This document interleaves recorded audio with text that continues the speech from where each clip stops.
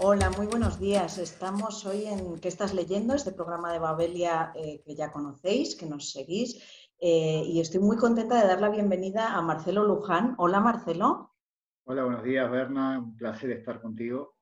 Bueno, Marcelo, autor argentino, pero afincado hace muchos años en España, no solo es el autor de Subsuelo, una novela que ganó el Dashiell Hammett, una gran novela, francamente, que hace unos años ganó el Dashiell Hammett de novela negra, sino que acaba de ganar, y enhorabuena por ello, el prestigioso premio de Páginas de Espuma, el premio Ribera de Duero, con un libro de relatos que podremos leer a partir del 15 de julio, sale a las librerías. Así que enhorabuena, Marcelo, y lo primero, cuéntanos qué nos vamos a encontrar en este libro. Yo todavía no lo tengo en mano, lo tendré el 15, espero, pero cuéntanos qué nos vamos a encontrar. Bueno, Berna, muchísimas gracias. Lo primero es un verdadero placer, siempre lo es, charlar contigo y esta oportunidad también para dar a conocer no solamente el premio, que es un atributo más que va a tener el libro, sino la claridad, ¿no? Que es este libro que tardé tanto tiempo en escribir, al que dediqué tanto esfuerzo. Un libro que finalmente tiene seis cuentos eh, y que, como te decía, y me parece bastante relevante poder insistir en ello, es un libro de cuentos que pretende llegar al lector, es decir, que el lector al terminar el libro tenga la sensación similar a la que tiene cuando termina una novela, ¿no? Es decir, que ha leído un libro. Más allá de que cada una de las historias de la claridad, como corresponde con el género, tienen su absoluta autonomía y funcionan de modo independiente. Procuré con este libro que los 6 cuentos funcionaran dentro de un mismo universo, ¿verdad? Eso no es una tarea sencilla desde el punto de vista técnico, porque eh, el momento histórico de cada autor se ve mucho en el trazo y se ve mucho en la filosofía interna de cada texto, ¿no? Entonces, lo que quise hacer aquí fue escribir un libro desde cero, es decir, desde la más absoluta nada, con lo cual la dificultad, al menos temporal, es mayor que la de la novela, ¿no? Tú eres una excelente novelista, Berna, y sabes que la novela, una vez que pasamos la página 40 o 50, pues ya es cuestión de ponerse y enfocar hacia un destino, con el tono ya definido, con el trazo más o menos establecido.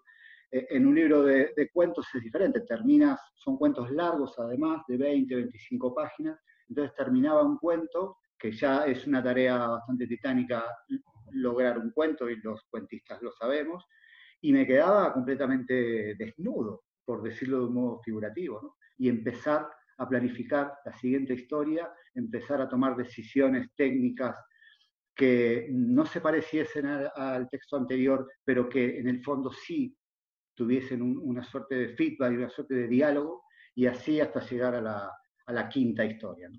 Entonces, claro, todo el mundo que estaba pendiente en estos años en lo que estaba trabajando me preguntaba, bueno, pero ¿cuándo tienes una idea estimativa de cuándo vas a terminar? Este verano te pones. Pues no lo sabía, ¿no? Porque uno termina un cuento y no sabe cuándo va a poder lograr el siguiente. Esa es la diferencia con la escritura de una novela. Estoy hablando de un libro de cuentos, ¿no? Entonces, claro, los índices de dificultad para completar el libro eran altísimos. Para mí, yo me lo tomé como un reto también profesional, y además como una necesidad, ¿no? Yo, como latinoamericano y más aún como rioplatense, estoy educado en este género, y entonces necesitaba, siempre estamos escribiendo cuentos, pero un libro de cuentos, al menos como yo lo entiendo, es diferente a escribir un cuento para una revista o para alguien que te lo pide, es diferente. Claro. Es esta ¿Has concepción. tenido, Has tenido además la suerte de caer en manos de Juan Casamayor, que es el editor de Páginas de Espuma y persona muy querida, estoy segura, por todos los lectores, libreros y editores y autores que le conocen. No en vano tiene algún premio por ello, y que me consta que bueno, es muy preciosista en su exigencia de este género que es el cuento. Yo no sé si te ha ocurrido, Marcelo, a mí me ha ocurrido en la pandemia que he leído muchos más cuentos que habitualmente. Y lo he comentado con otros amigos porque igual la capacidad de concentración no nos llegaba para grandes novelas, para formatos largos. Y sin embargo he podido leer más, he leído mucho Borges, mucho Monterroso o cosas en fragmentos más, bueno, el recorrido de un cuento. ¿Cómo has leído tú en la pandemia? ¿Te ha pasado esto o te has podido concentrar? Ahora vamos a tu selección concreta de libros, pero en general, ¿cómo has podido leer durante la pandemia? Y bueno, para responder a esta pregunta, tengo que caer en lo anecdótico que tiene que ver con el premio. Ahora se puede decir, ahora que ya esto es público, pero el fallo del premio, es decir, a mí un día me llamó el señor Fernando Aramburu, que yo tardé unos segundos en saber si estaba en el sueño o en la vigilia, para darme la enhorabuena. Ese día fue el 10 de marzo, así consta en Anda. el acta y en el libro. Y es el 4 días presidente del antes, jurado, Aramburu, ¿no? claro, 4 días antes de la declaración a nivel del gobierno de España del estado Confinamiento, de eso. alarma. Uh-huh. Entonces estuve 4 meses en silencio absoluto. Fue un silencio además muy riguroso por respeto a los compañeros y las compañeras que participaron en el premio y sobre todo por el compromiso que tenía con los organizadores de no desvelar absolutamente nada. Entonces, Uh-huh. claro, a nivel de escritura estaba muy colapsado. O sea, tenía básicamente la cabeza en otro sitio, Berna. Me era imposible centrarme en textos de ficción. Y sí he leído mucho. He leído Uh-huh. mucho por trabajo y he leído mucho por placer, ¿no? Y está bueno esto de que la lectura pueda, o sea, constatemos a través de este episodio coyuntural único de nuestra generación, que fue la COVID, poder constatar que la lectura casi que sobrevive a todo, ¿no? Podíamos hacer muy poquitas cosas, sobre todo en el primer mes con el confinamiento más estricto. Sin embargo, podíamos leer, Uh-huh. ¿no? Me parece algo maravilloso y una constatación también muy importante para uno de los procedimientos modernos que más le cuesta a la gente, ahora que hay tanta inmediatez, que el audiovisual está empezando a tomar un nivel de importancia en nuestras vidas. También es narrativa el audiovisual, ¿no? Pero Claro. la lectura es un proceso completamente diferente y lleva tiempo. Y hoy en día, como individuos, tenemos poco tiempo. Por lo tanto, se está convirtiendo casi en una tarea más o menos heroica leer, ¿no? Y sin embargo, estos meses de reclusión nos ha permitido, entre otras cosas, poder leer. Así que yo eso lo quiero valorar. Quiero decir que también este problema mundial que tenemos nos ha abierto los ojos en muchas cosas. El mundo no va a ser el mismo, aún si sale una vacuna que nos salva para siempre de este virus. Aún así, ya no va a ser nada. Ya hay cosas que han cambiado, incluso han cambiado para bien, ¿no? Ya vamos a vivir con una presencia totalmente invisible que nos puede atacar en cualquier momento. Y es una conciencia que nuestras generaciones, no la nuestra, varias generaciones no ha tenido. Nosotros no hemos vivido la peste bubónica, no sé, Claro. por decir algo, una catástrofe, ¿no? Uh-huh. De una invisibilidad que nos ataca. Esto no es una bomba ni es un helicóptero tirando misiles, ¿no? Esto es una cosa invisible que incluso puede destruir a los países centrales, ¿no? Entonces, bueno, me parece que es algo que la sociedad va a tomar conciencia y que hay algunos valores que se van a reestructurar. La lectura está por encima de esto y eso es Claro. maravilloso. Bueno, vamos a tus elecciones, que todo el mundo espera. ¿Qué estáis leyendo los autores? Yo creo que es un género fabuloso como prescriptores que somos también.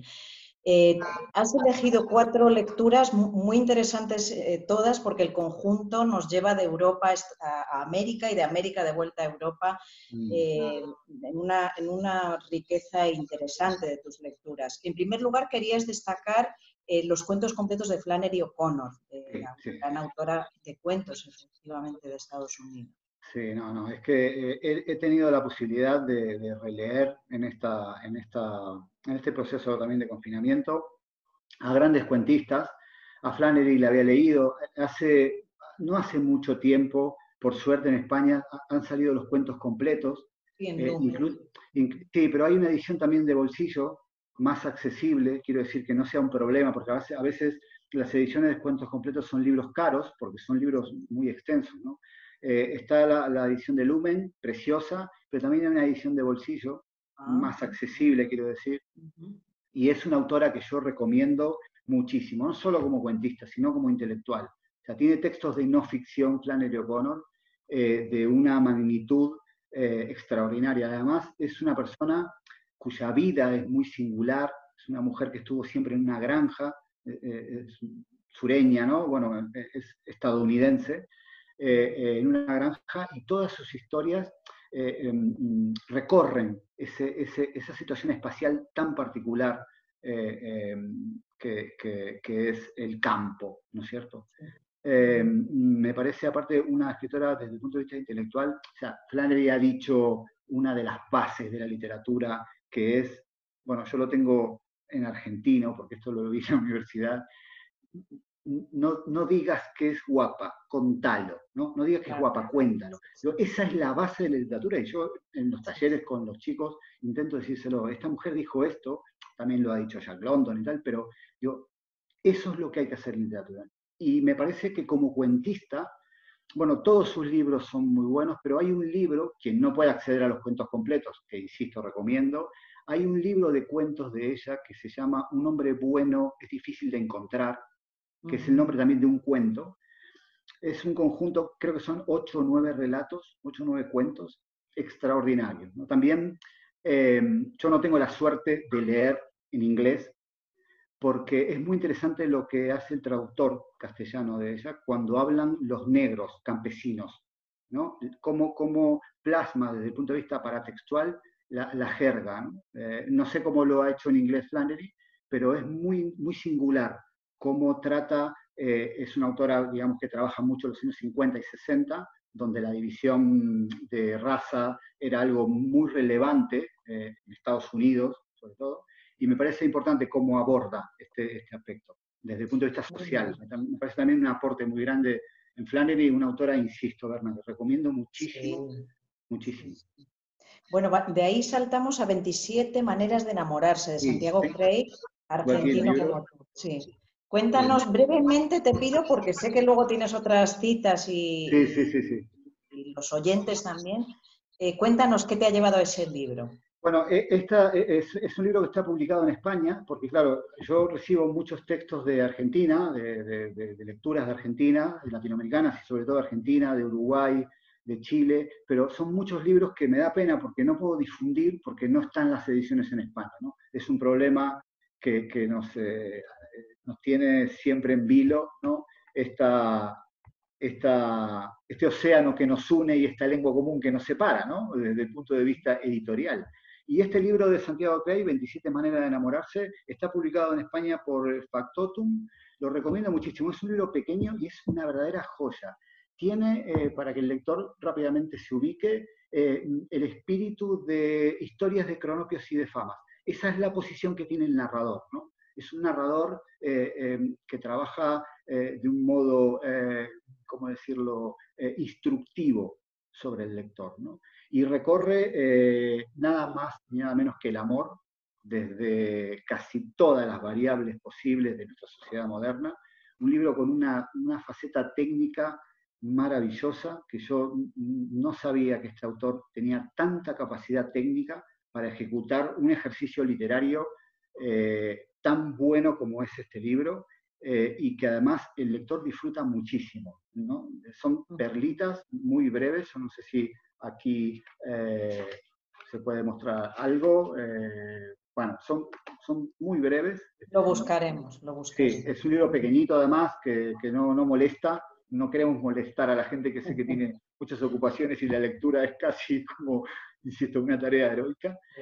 Sí, Santiago Craig, que además, bueno, es argentino, pero eso es casi irrelevante, porque el cuento, las distancias breves, digamos, es una virtud prácticamente Hombre, latinoamericana, y ¿verdad? a nuestros seguidores y desde luego este programa nos encanta precisamente descubrir tantas cosas que debemos descubrir de Argentina. Yo soy una firme partidaria porque es donde, y en México también, donde se está Sí, haciendo la mejor literatura, creo.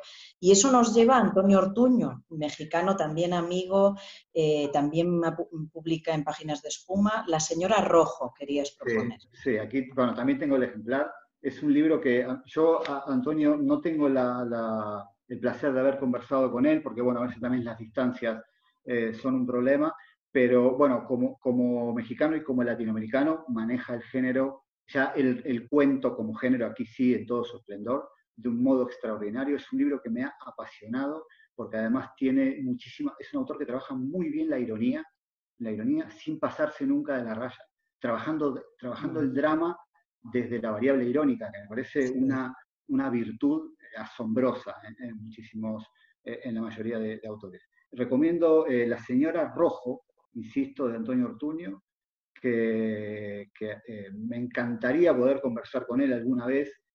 No sé si ahora con estos medios Ojalá. podremos, pero sí, es un descubrimiento. Bueno, es un autor, no hago ningún descubrimiento con él, sobre todo en México es un autor de muchísimo talante, muchísimo prestigio, pero a mí este libro me ha gustado muchísimo, me parece un libro de cuentos muy sólido como libro. Él me dijo, Ortuño, en una entrevista que le hice con motivo del premio Ribera del Duero, el mismo que ganas tú, lo ganó él hace unos años, y recuerdo que me dijo que la diferencia entre una novela y un cuento es que la novela es la casa donde vives y entonces a veces vas a la cocina, a veces al salón, etcétera, mientras que el cuento es las vacaciones, ¿no? Las vacaciones que haces y por tanto te encanta tal hotel o tal apartamento, pero la intensidad lo vuelve más vibrante, ¿no? Y me pareció una definición muy, muy interesante. Y Sí, por último, el gran cuaderno de Agota Christoph, esta autora húngara bueno, que quieres hoy defender. esta Cuéntanos. es o sea, una licencia que me tomo, es un libro bastante conocido. Yo tengo aquí, lo voy a enseñar, Berna, si me lo permites, Claro que sí. tengo aquí la edición de El Aleph. Creo que ahora está recuperado el libro. Esta edición del Aleph trae las 3 novelas, El Gran Cuaderno es el primero, eh, y es un libro al que tengo mucho cariño, como objeto, eh, porque me lo regaló un editor muy querido que ha fallecido, y en esa época él llevaba el Aleph y Península. Estoy hablando de Manuel Fernández Cuesta, que me publicó a mí en el Aleph, Moravia, y me ha regalado este libro. Yo no conocía en ese momento a Agota Christoph. Es una autora. Bueno, este libro, esta novela, que se llama El Gran Cuaderno, que está en el libro Klaus y Lucas, Sí, sí, sí, sí. es para todo lector. O sea, y no es fácil que cualquier lector, de cualquier índice de lectura, quede impactado ante un texto, ¿sí? Porque a veces o la dificultad es muy alta o el modo de transmisión es muy complejo.